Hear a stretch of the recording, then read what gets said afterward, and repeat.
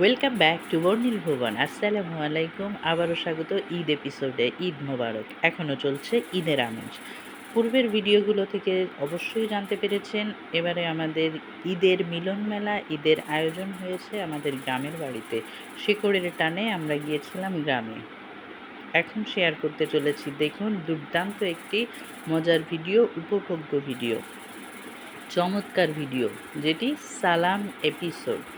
সালামির সময়টাতে আমরা ভীষণ মজা করেছি, দুর্দান্ত আনন্দঘন সময় কাটিয়েছি, মুহূর্ত পার করেছি, একে অপরের সাথে কুশল বিনিময় করেছি। ঈদের মূল আকর্ষণ, ঈদের যে মূল আনন্দ নিহিত থাকে যার মাধ্যমে, সেই সালামি, ঈদ সালামির সময়টাতে ভীষণ ভীষণ আনন্দ করেছে ছোট্ট সোনামণিরা, বড়রা, বয়োজ্যেষ্ঠরা, প্রত্যেকে। আসলে গ্রামে আমরা তেমন যাই না বা যাওয়া হয়ে থাকে না, ঈদও করা হয়ে থাকে না, কিন্তু এবারের সিদ্ধান্ত মোতাবেক আমরা গিয়েছি এবং চমৎকার সময় ওখানে কাটিয়েছি, উপভোগ করেছি প্রতিটি মুহূর্ত।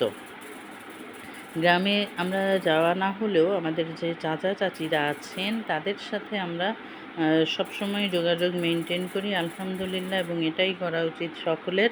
যার জন্য আমাদের ওখানে যে কোনো নতুন পরিবেশ না, যেহেতু সকলের সাথেই আমাদের যোগাযোগটা ভালো, আলহামদুলিল্লাহ, এই জন্য খুবই সুন্দর সময় কাটিয়েছি। দেখতে পাচ্ছেন। এখন আমি বলবো এখানে যে সম্পর্কগুলো ছিল, যেমন মনে করেন শ্বশুর জামাইকে দিচ্ছে, শাশুড়ি জামাইকে দিচ্ছে, নানা নাতিদের দিচ্ছে, দাদা নাতিদেরকে দিচ্ছে, চাচা ভাতিজাকে দিচ্ছে, আবার বড় ভাই ছোট বোনকে দিচ্ছে, বড় আপা ছোট ভাই বোনদেরকে দিচ্ছে, নানা নাতিদেরকে দিচ্ছে, আবার শাশুড়ি জামাইকে দিচ্ছে, আবার দুলাভাই শালিদের দিচ্ছে, শালাদের দিচ্ছে, আবার কে দিচ্ছে, আবার এখানে আছে শাশুড়ি জামাইকে দিচ্ছে, শ্বশুর জামাইকে দিচ্ছে, দাদা নাতিকে দিচ্ছে, নানা নাতিকে নানা দিচ্ছে। এইরকম চমৎকার যে মধুর সম্পর্কগুলো ছিল, একে অপরকে শুধু দেওয়ার পর্ব চলছেই চলছে, সালামির পর্ব যেন শেষ হচ্ছে না।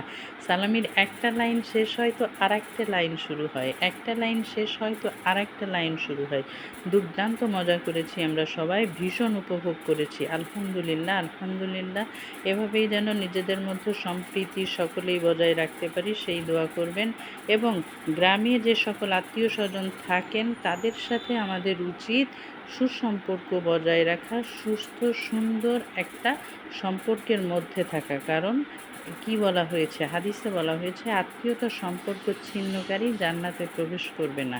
এজন্য গ্রামে যারা থাকেন অবশ্যই তারা আমাদের আপনজন এবং তাদের সাথে সৌহার্দ্যপূর্ণ আচরণ আমাদের করা উচিত, সুসম্পর্ক বজায় রাখা উচিত। আলহামদুলিল্লাহ, সকলকে আবারও ধন্যবাদ। আল্লাহ হাফেজ।